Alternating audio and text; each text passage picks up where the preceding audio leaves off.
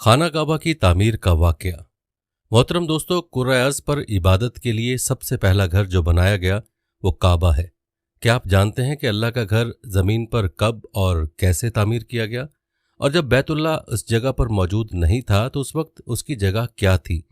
सबसे पहले किसने उस घर को बनाया और उसका तवाफ़ किया? किस किस पैगंबर ने खाना काबा को तामीर किया? और आज तक कितनी मर्तबा काबा की तामीर की गई? और अभी जो मौजूदा तामीर है वो किस शख्सियत ने बनाई थी और किस बादशाह ने सबसे पहले खाना काबा पर गिलाफ चढ़ाया था? और ये भी कि काबा शरीफ के पर्दों को आग किसने लगाई थी?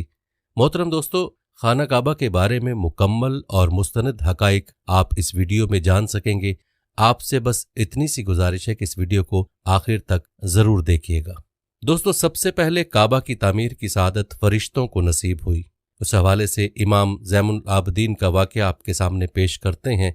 एक शख्स ने इमाम ज़ैनुल आबदीन रहमतुल्लाह अलैह से पूछा, ये काबा क्या है और इसका तवाफ़ करने का हुक्म क्यों दिया गया है? आपके इरशाद गिरामी का खुलासा यह है कि जब फरिश्तों ने जनाब बारी ताला में इंसानों के बारे में गुजारिश की तो उन्हें फ़ौरन अपनी गलती का एहसास हो गया। उन्होंने सोचा कि हमें ऐसा नहीं कहना चाहिए था, मुमकिन है मालिक नाराज़ हो गया हो। इस तसव्वुर से उनकी जान निकली जाती थी। उन्होंने अपने रब को राज़ी करने के लिए अर्श अला का तवाफ़ करना शुरू कर दिया। ये वारफ्तगी शौक का इजहार था। अब करीम की रहमत ने उन्हें नवाजा और अर्श की सीध में नीचे 7वें आसमान पर एक घर पैदा फरमाया और फरिश्तों को हुक्म दिया उस घर का तवाफ़ करो। बस फरिश्तों ने उस घर का तवाफ़ शुरू कर दिया। उस घर का नाम अल-बैतुल मामूर रखा गया। सूरह तूर में उसका जिक्र मौजूद है। काबा मुअज़्ज़मा को सबसे पहले हज़रत आदम अलैहिस्सलाम ने तामीर किया और वो इमारत तूफ़ान नूह अलैहिस्सलाम तक कायम रही। तूफ़ान में वो इमारत तो मुनहदम हो गई, मगर हिजर अस्वद को जिब्रील अलैहिस्सलाम ने जबल अबू कैस करीब है काबा शरीफ में बाहिफाजत रख दिया था। तूफ़ान के ख़त्म होने के बाद काबा मुकर्रमा के मकाम पर एक सुर्ख रंग का टीला नमूदार हो गया था। हज़रत आदम अलैहिस्सलाम के विसाल के बाद आपके बेटों ने चंद पत्थर जमा करके मकान तैयार किया।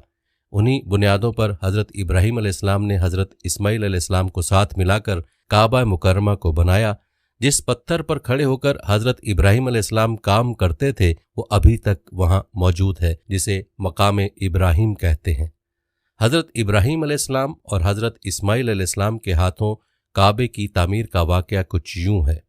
इब्राहीम अलैहिस्सलाम मक्के में सैयदना इस्माईल अलैहिस्सलाम से मिलने के लिए आते रहते थे। एक रोज़ आए तो उनसे कहा, ऐ मेरे बेटे, अल्लाह ताला ने मुझे हुक्म दिया है कि इस मकाम पर अल्लाह का घर तामीर करना। हज़रत इस्माईल अलैहिस्सलाम ने फ़ौरन कहा, मैं हाजिर हूँ। इस तरह उन्होंने खुदाई शुरू की। ऐसे में उन्हें शेष अलैहिस्सलाम की तामीर के आसार नजर आए। उन्होंने इस पर तामीर शुरू कर दी। एक रिवायत में यह भी है कि उन्होंने फरिश्तों वाली बुनियादों के आसार भी देखे। नबी करीम सल्लल्लाहु अलैहि वसल्लम की जवानी के दिनों में जब मक्का के कुरैश ने काबा की तामीर नए सिरे से की तो उन्होंने उसकी बुनियादों को गहरा करना चाहा। वो खुदाई करते उन सब्ज पत्थरों तक पहुंच गए जो पहाड़ों की चोटियों की तरह नजर आ रहे थे। उन्होंने उन पत्थरों को निकालना चाहा। एक शख्स ने खुदाई के जरिए एक पत्थर को बाहर निकाला तो उसके नीचे से इतना नूर निकलने लगा कि करीब था वो शख्स अंधा हो जाता। फिर पत्थर खुद ब खुद नीचे जा गिरा और अपनी जगह पर जम गया। उसके बाद लोगों ने उन पत्थरों को हाथ न लगाया और तामीर शुरू कर दी। कुरान मजीद में तामीर काबा और बैतुल्लाह का तज़किरा इस तरह आया है, और जब हमने बैतुल्लाह के मकान में इब्राहीम को जगह दी और फरमाया कि मेरे साथ शिरक न करना और मेरे घर को तवाफ, क़याम और रकू व सजूद करने वालों के लिए पाक रखना, और फरमाया बेशक लोगों के लिए जो पहला घर तामीर किया गया है वो मक्का में है, वो जहान वालों के लिए बरकत और हिदायत का जरिया है। उसमें वाज़े निशानियां हैं। मसलन मकाम इब्राहिम तो जो कोई हरम में दाखिल होगा वो अमन में आ जाएगा। और फरमाया, और याद करो उस वक्त को जब इब्राहिम को उसके परवरदिगार ने कई बातों के जरिए आजमाया, वो उनमें पूरे उतरे तो अल्लाह ने फरमाया, मैं आपको तमाम लोगों का इमाम बना रहा हूँ। इब्राहिम ने कहा, ऐ मेरे रब, मेरी औलाद में से भी इमाम बनाइए। जवाब में अल्लाह ने फरमाया, मेरा इमामत का वादा जालिम लोगों के लिए नहीं है। और उस वक्त को याद करो जब हमने बैतुल्लाह को सवाब और अमन की जगह बना दिया और लोगों ने मकाम इब्राहिम को जाए नमाज बना लिया। हमने इब्राहिम को हुक्म दिया कि मेरे घर को तवाफ, एतकाफ, रकू और सजूद के लिए पाक रखो। और वो वक्त भी याद रखो जब इब्राहिम ने दुआ की, ए परवरदिगार, इस शहर को अमन वाला बना दे। और इसके मोमिन बंदों को फलों का रिज्क अता कर। अल्लाह ताला ने फरमाया, मैं काफिरों को भी थोड़ा फायदा दूंगा, फिर उन्हें आग के अजाब की तरफ बेबस कर दूंगा। ये पहुंचने की जगह बुरी है। और वो वक्त याद करो जब इब्राहिम और इस्माइल बैतुल्लाह की बुनियादों को बुलंद कर रहे थे और दुआ मांग रहे थे, ए हमारे रब, हमारी मेहनत को कबूल फरमा। तो दुआ को सुनने वाला, जानने वाला है और हमें अपना फरमाबरदार बना, हमारी औलाद में से भी एक फरमाबरदार गरोह बना और हमें इबादत का तरीका सिखा और हम पर रजू फरमा, क्योंकि तू ही तौबा कबूल करने और रहम फरमाने वाला है। ए हमारे रब, उन लोगों में उन्हीं में से एक रसूल भेज जो उन पर तेरी आयात की तिलावत करे और उन्हें किताब व हिकमत सिखाए, उन्हें पाक करे, यकीनन तो गालिब हिकमत वाला है। तामीर के दौरान जब इब्राहीम अलैहिस्सलाम उस मकाम पर पहुंचे जहां आज हिजर अस्वद है, तो अल्लाह ताला ने जन्नत से एक सफ़ेद पत्थर भेजा। हदीस में है कि यह पत्थर निहायत सफ़ेद था, अब स्याह हो गया है। इंसानों की गलतियां उसके स्याह होने का सबब बनी। जब दीवारें इंसानी कद के बराबर हो गईं तो इस्माइल अलैहिस्सलाम एक पत्थर ले आए। अब इब्राहीम अलैहिस्सलाम उस पत्थर पर खड़े हुए, वो नंगे पांव थे। उसी वक्त पत्थर पिघल गया, उनके पांव उसके अंदर किस कदर धंस गए, पत्थर पर उनके पैरों के निशानात आ गए। उस पत्थर को आज मकामे इब्राहीम कहा जाता है। हज़रत इब्राहीम अलैहिस्सलाम और हज़रत इस्माइल अलैहिस्सलाम के काबे की तामीर के कुछ अरसे बाद एक पहाड़ी के नाले के पानी की वजह से हज़रत इब्राहीम अलैहिस्सलाम की बनाई हुई इमारत भी गिर गई, तो कबीला जरहम ने उसे जूं का तूं फिर से बनाया। कबीला जरहम की बनाई हुई इमारत भी गिर गई। फिर कौम अमालीक के कबीला बनी हुमैर ने तामीर किया। कबीला बनी हुमैर के बाद कुसा बिन कलाब ने उसे बनाया और उस पर गिलाफ स्याह डाला। ये इमारत नबी अकरम सल्लल्लाहु अलैहि वसल्लम की 10 बरस की उम्र तक कायम रही। उस वक्त एक औरत पर्दा के पास खड़ी हुई बखोर जला रही थी कि पर्दे में आग लग गई और तमाम इमारत जल गई। रसूलुल्लाह सल्लल्लाहु अलैहि वसल्लम के मुबारक दौर में काबे की तामीर कुछ यूं हुई। आप सल्लल्लाहु अलैहि वसल्लम की उम्र 35 साल हुई तो मक्का में जबरदस्त सैलाब आया। कुरैश ने सैलाब से महफूज रहने के लिए एक बंद बना रखा था, मगर ये सैलाब इस कदर जबरदस्त था कि बंद तोड़कर काबे में दाखिल हो गया। पानी के जबरदस्त रेले और पानी के अंदर जमा होने की वजह से काबे की दीवारों में शगाफ पड़ गए। उससे पहले एक मर्तबा ये दीवारें आग लग जाने की वजह से कमजोर हो चुकी थीं और ये वाक़या इस तरह हुआ कि एक मर्तबा कोई औरत काबे को धूनी दे रही थी कि उस आग में से एक चिंगारी उड़कर काबे के पर्दों तक पहुंच गई। उससे पर्दों को आग लग गई और दीवारें तक जल गईं। इस तरह दीवारें बहुत कमज़ोर हो गई थीं।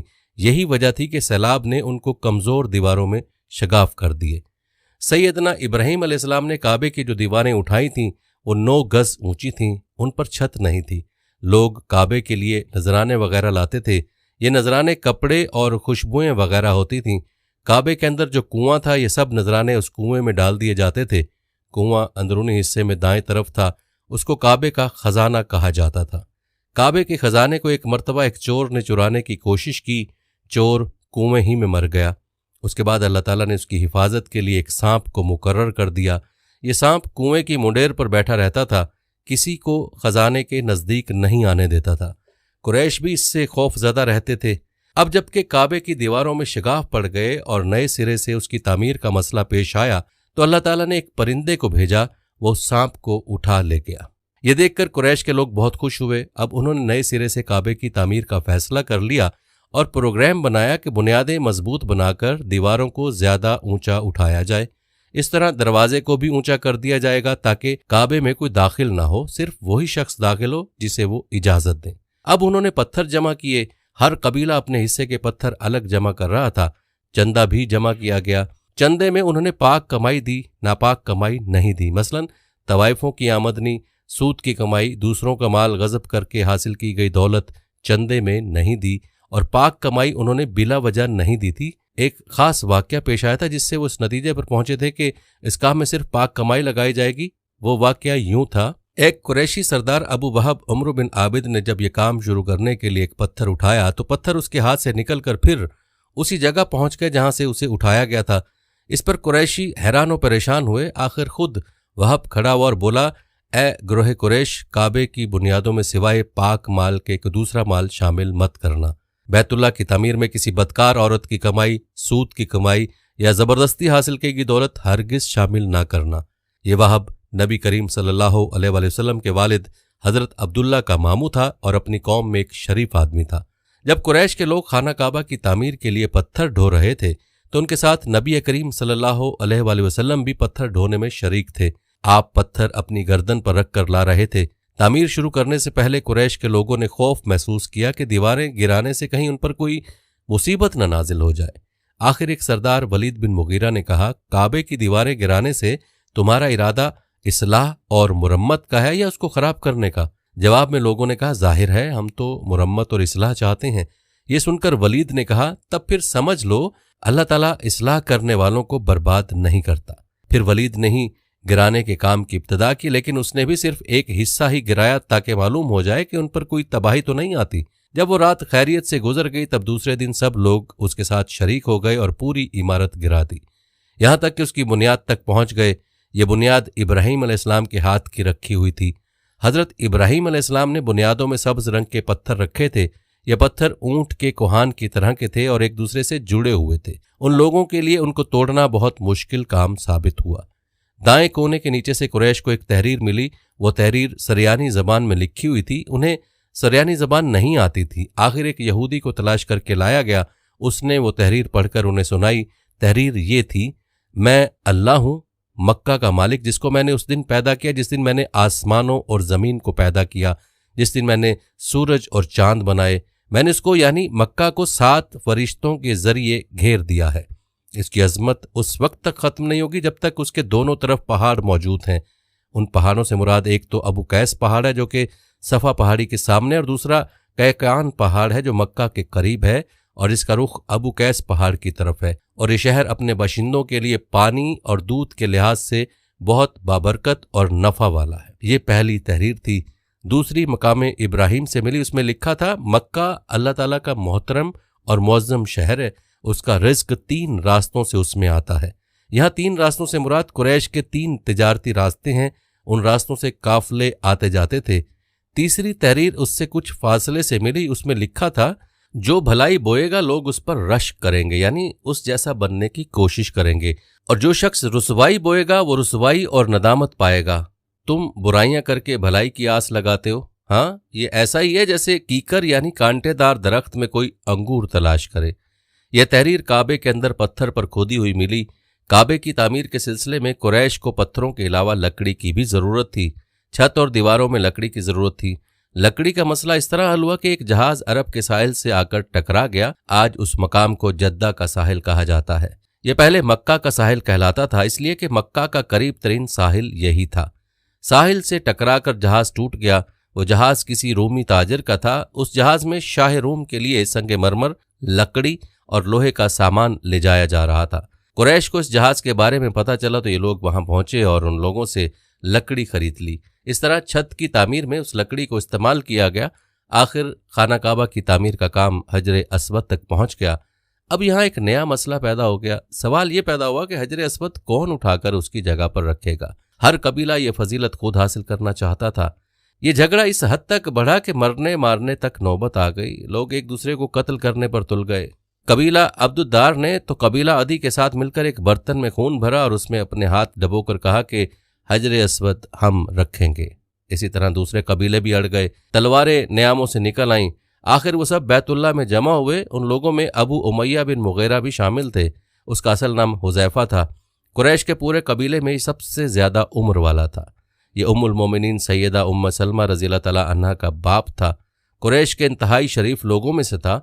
मुसाफिरों को सफ़र सामान और खाना वगैरह देने के सिलसिले में बहुत मशहूर था।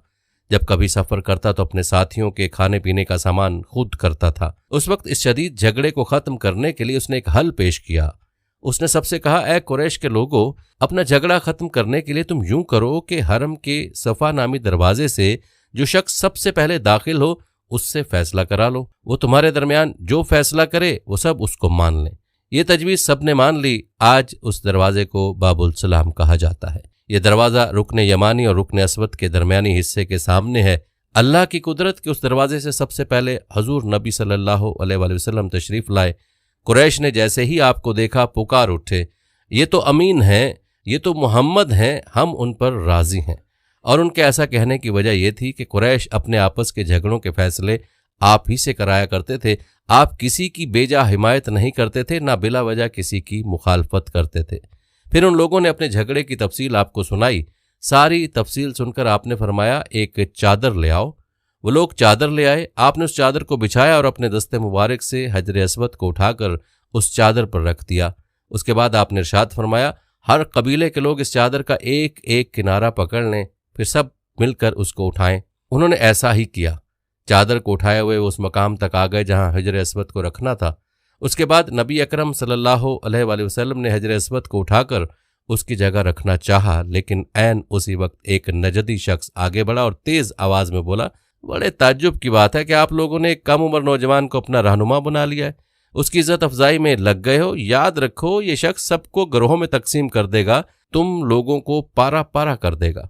करीब था कि लोगों में उसकी बातों से एक बार फिर झगड़ा हो जाए, लेकिन फिर खुद ही उन्होंने महसूस कर लिया कि हुजूर सल्लल्लाहु अलैहि वसल्लम ने जो फैसला किया है वो लड़ाने वाला नहीं, लड़ाई खत्म करने वाला है। चुनाचे हजर अस्वद को नबी करीम सल्लल्लाहु अलैहि वसल्लम ने अपने मुबारक हाथों से उसकी जगह पर रख दिया।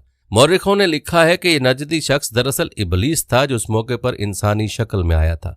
अहले कुरैश के खाना काबा के बनाने के बाद काबा की वही सूरत हजरत उमर फारूक आजम रज़ियल्लाहु तआला अन्हु के ज़माने तक कायम रही, यानी दायरे मताफ ही हद हरम था और आमदोरफ्त बाबे बनी शीबा से होती थी, जिसे अब बाबुल सलाम कहते हैं।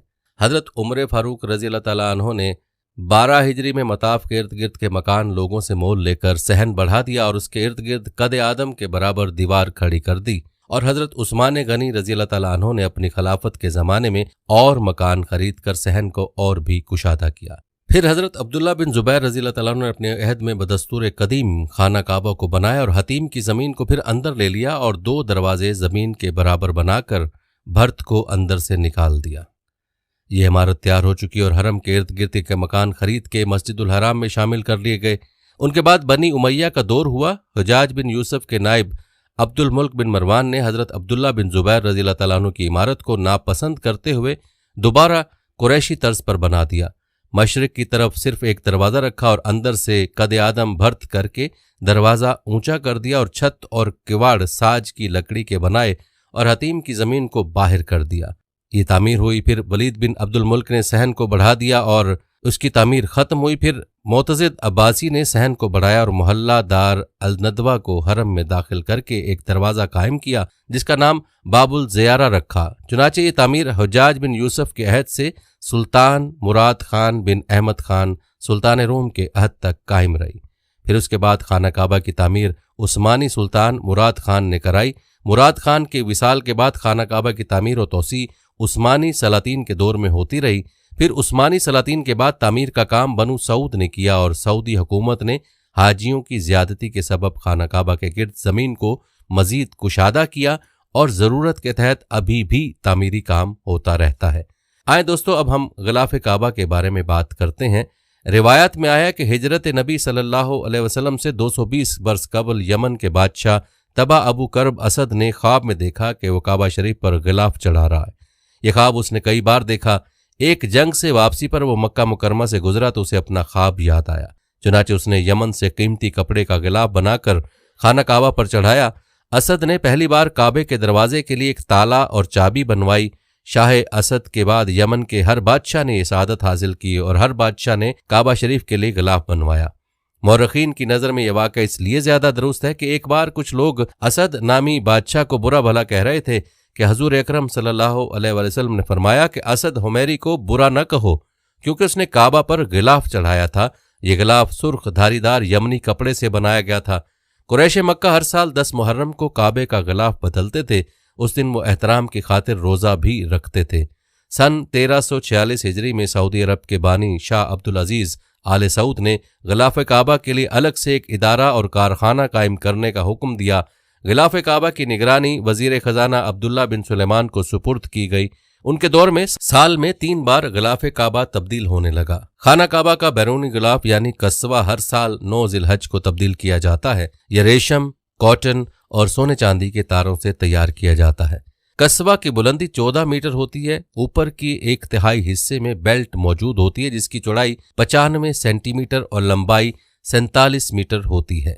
बेल्ट के नीचे आयात कुरानी मौजूद होती हैं। ये तमाम अलहदा फ्रेमों में तहरीर होती हैं।